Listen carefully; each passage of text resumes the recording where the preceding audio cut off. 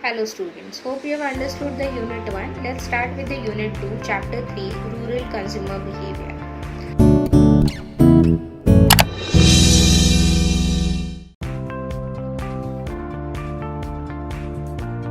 So, consumers of rural markets are spread throughout the countryside with the low income levels, lack of education, where income comes in seasonal basis during the harvesting time. So, villagers react differently to different products, colors, size, etc. in different parts of India. So, it is important to study the thought process that goes into making a purchase decision so that the marketers can reach the villagers. So, what are the characteristics profile of rural consumers? As we can see, the size of rural consumers as compared to the states, Maharashtra, West Bengal, and many other states, there are different sizes of rural areas. Location patterns are also different. Low literacy levels as compared to in Maharashtra, literacy level is increasing. In other states also literacy levels is increasing, but there is a percentage more or less. Rural savings, rural income is different to other states. Preferences group, media habits, consultations. So media habits, for example, in Maharashtra, media habits is called, for example, they are preferred to tamasha, right? So similarly in Uttar Pradesh, it is called Nautanki. So these are the media preferences which are as compared to the states and the consumers or the perceptions of the buyers. So what are the methods of motivating rural consumers, right? So the motivation methods are mass communication, education, sale forces, physical distribution, live demonstration. So through this, how you can make awareness of the product. Mass communication means television, radios, newspapers, magazines, letters, or means what you can say, posters, right? So through this, the product get aware by the consumers. Physical distribution means giving free samples. Giving live demonstration means informing or giving knowledge about the product, how they can consume it. So these are the methods to motivate the buyers, right? Then what are the buyers' characteristics? Age, it depends upon the age and life cycle stage, its occupation, economic situation, its life cycle or its lifestyle, standard of living, psychological factors, right? So the age depends upon the child preferences are different, teenager preferences are different, middle age, senior age. So each and every age or the life cycle stage, different consumers are there, and depends upon the economic situation also, depends upon the income and the standard of living. So let's move on to the difference between urban consumers and rural consumers. So urban consumers have high infrastructure level, good physical connectivity, urban occupation and incomes are more stable, individuals are less known and identified between members, high product exposure and brand exposures, high brand awarenesses also. And in as compared to rural consumer, it has low infrastructure level, poor physical connectivity, less work in certain environment, individuals are better known and identified, low product exposures and brand low awareness. So these are the difference between the urban and rural consumers. So let's understand the consumer behavior, how the consumer behave. So consumer behavior is a process whereby individual to decide whether what they want, when, where, how, and from whom to purchase the goods and services, right? So the factors affecting the rural consumers behavior is socio-culture, like social class, family status, it depends upon that. Technological factors means biotechnology, digital and satellite, information means internet, right? Then economic factors depends upon the impact of globalization, retail outlets, and influence of competition as well. Political factors means Consumer Protection Act, means the rights of the consumers. The information should be given to the consumers. Psychological factors means their point of view regarding the products, their attitude, and how to motivate them. So these are the factors which affect the rural consumers' behavior. So with this, we have ended to the chapter 3. Thank you. So let's start with the unit 2, chapter 4, rural marketing mix and rural product strategies. So what do you mean by marketing mix? It is one of the most fundamental concept in marketing management. It is the blending of the 4 P's of marketing which forms the core of marketing system, that is product, price, place and promotion. So product should be available which satisfy the need and wants of the consumer. Price should be affordable to the consumers.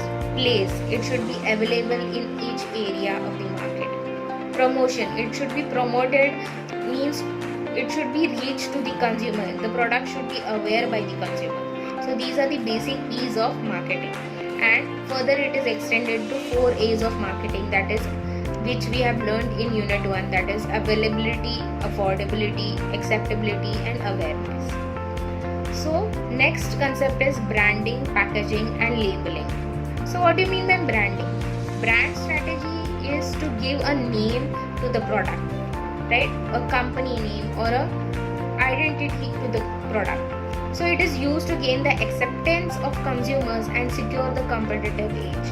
It provides the prestige value to consumers. Its identity helps processing. Its image gives competitive advantages. Personality convinces the consumers, means higher or the more aware of the brand, more consumers are there. Equity enhances the value, right? Packaging strategy. So the size of the pack helps the rural consumers to pick the product at the price they can afford, right? For example, small packs, combi packs, then see-through packs means transparent packaging, so they can see what the products are there in the packaging. So it helps to what you can say, the perception or to motivate the consumers to buy the product. Then labeling the strategy, what the product should be labeled, in which name or differently named, which can catch the what you can say, eyes of the consumers. It is any written or graphic communication on the package or on the product, right? So their advantage is to help the identify the product, promote the product, helps to fulfill the statutory requirements such as giving the statutory warnings, expiry date and the information regarding the product.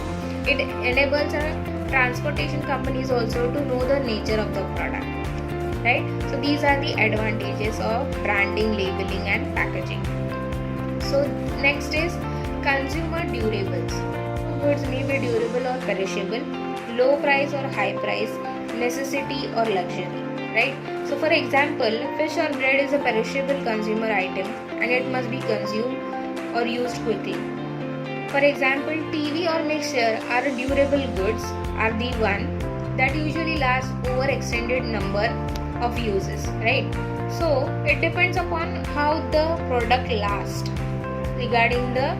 depends upon its uses, how you use that product. So what are the characteristics of the consumer durables industry? It determined of demand, means the more the demand, more the supply is there. Purchase priority, consumer financing, it depends upon the standard of living of the consumer. Growing competition, means MNCs are entering into the rural market. Contract manufacture, after sale services, exchange offers are given regarding the durable products, and it studies the consumer behavior as well. Then next concept is product life cycle. Every product has its 4 stages of life cycle, that is the introduction stage, growth stage, maturity stage and decline stage. Introduction stage means when the product is launched when the new product is launched. Here in the introduction stage, each and every company make sure or make aware by advertising and promotion strategies to the consumers, right, to make awareness in the market. Then the growth stage where the demand is increasing in the market, the consumption is increasing by the consumers. Then the maturity stage where the product is not increasing also and not decreasing also, means the sales of the product. Then decline stage, here the decline stage is when the consumption becomes less, Why? When that time the other substitute has launched. So the consumers shift to the new product for the same substitute which they are using earlier. So each and every product has their 4 stages of life cycle. So next is agriculture marketing. Agriculture marketing is the process which starts with a decision to produce a suitable farm commodity or product, means farm commodities or farm agriculture products. So it gives the optimum use of resources and output of management. It creates the employment in the rural market. It gives you the better standard of living also. It gives the adoption and spread of new technology in the rural markets. Then adds to the national income as well. Growth of agro-based industries in the rural areas. Increase in the national income and income of the farmers. It creates the utility services also.